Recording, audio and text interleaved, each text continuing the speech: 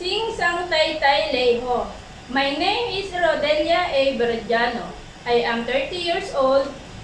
I am from Balatan, Philippines. I have one daughter and 1-year-old.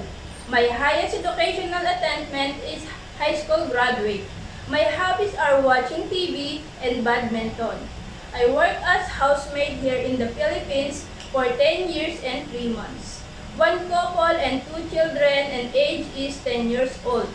My duties are house cleaning, cooking, washing dishes, and laundry. I want to work in Hong Kong because for my family needs and for financial. I'm willing to take good of older children. I can also sing nursery rhythm like Johnny, Johnny, yes papa, eating sugar, no papa, telling lie, no papa, open your mouth, ha ha ha. To my future employer, choose me as your housemaid and I promise to do my job. I love to your family as my second family and I finish my contract.